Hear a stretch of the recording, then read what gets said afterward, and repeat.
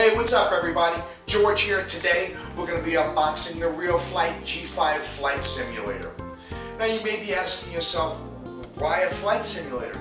You already fly planes, you already fly helicopters. Well, I can think of really two good reasons for that. First reason is very practical. It allows me to try different models and different types of aircraft without actually getting my hands on the real thing. I can learn how it flies, and then by the time I fly it, maybe prevent an accident and potentially save some money. The other reason is it's just fun. This is not a game, it is a simulator, but it is fun to go everything from a jet to a biplane to Orville Wright's airplane. So without any further ado, let's go ahead and start unboxing this baby. Hey, we're back. I've already removed the styrofoam packaging from the box, so you don't have to watch me struggling with that. We can get right on with the unboxing. First thing out of the box, the software. You're going to be taking this software and installing it on your computer. Let me talk a quick second about the computer. You're going to want to have at least a dual core with 2 gig of RAM, preferably an i5 or an i7 with 2 or 4 gig. A good video card is going to be a definite advantage. The better the video card, the better your experience with this software is going to be. So keep that in mind. Moving on with the unboxing, the next thing out of the box is the controller itself. The controller looks like any other controller that I've ever seen. It kind of feels heavy and weighty in the hands. It feels just like my DX6i, to tell you the truth. It is a 7-channel controller, so throttle, hold, channel 5, all of the channels that you would expect to use on different type of aircraft are going to be available on this controller. It is a USB device, so it is going to be plug and play. Next out of the box, this is an audio type connector, depending on what type of connector you can use on your computer. They also have a tethering cable. This will allow you to connect 2 of them together and do a trainer simulation as well. So that's pretty much everything that's in the box, but really what it's about is it's about the software, hardware combination, and the experience of using them both together. What I'm going to try to do is take some screenshots. I'll take some movies of me flying some different aircraft and hopefully give you guys a good idea of what this software is about and whether it's something you might be interested in or not. So let's go ahead and move right on with the next section. I guess that's what you call it, section. Okay, this is what it looks like when you get inside the program and start up RealFlight G5. First thing I'd like to do is show you one selection that may help you if you're having any type of problems, and that is under the Simulation Settings menu choice.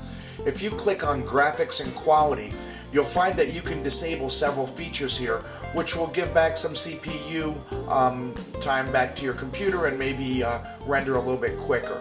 To give you an example, you can look at my settings, and I'm running a Dell Precision Workstation 480.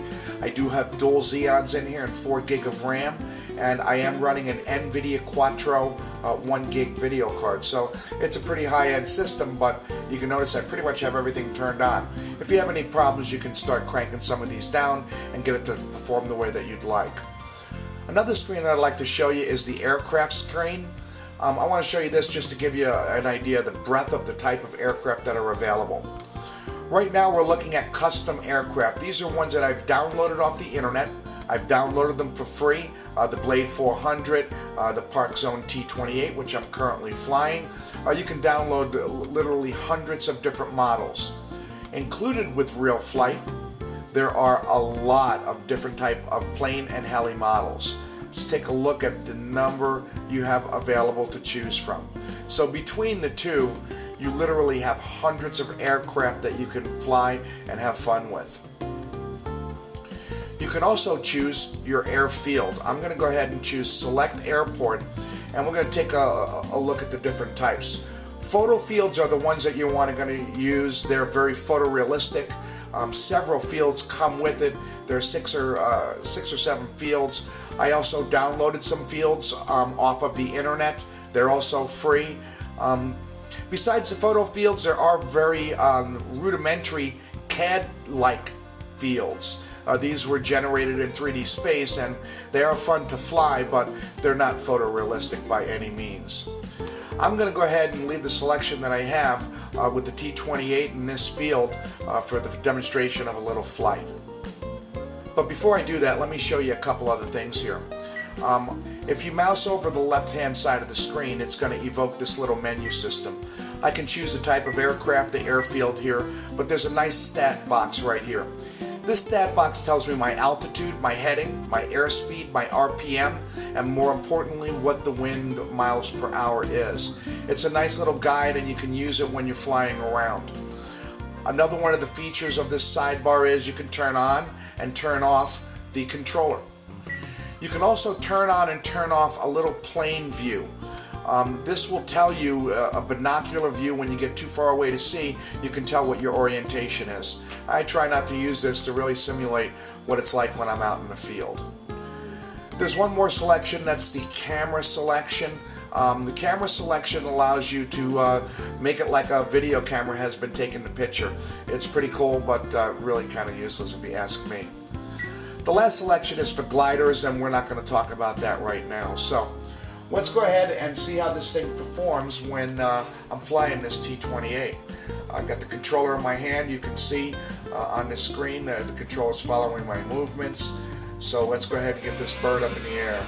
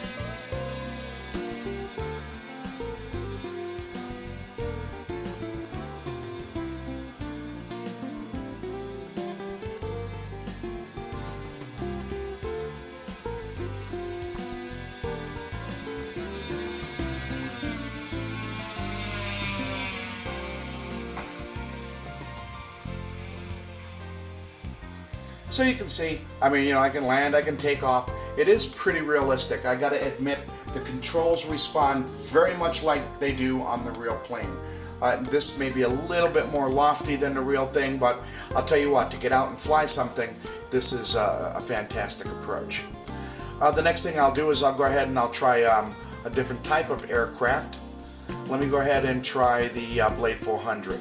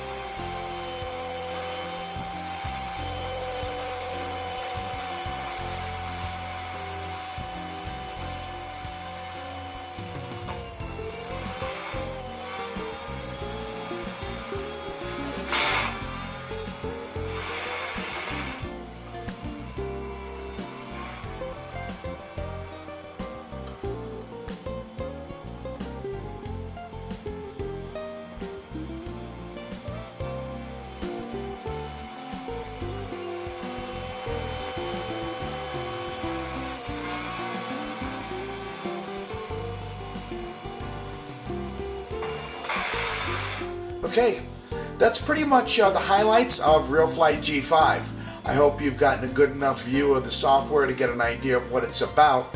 Overall, I would have to rate this an awesome program. I'm having a lot of fun with it, and I would recommend it.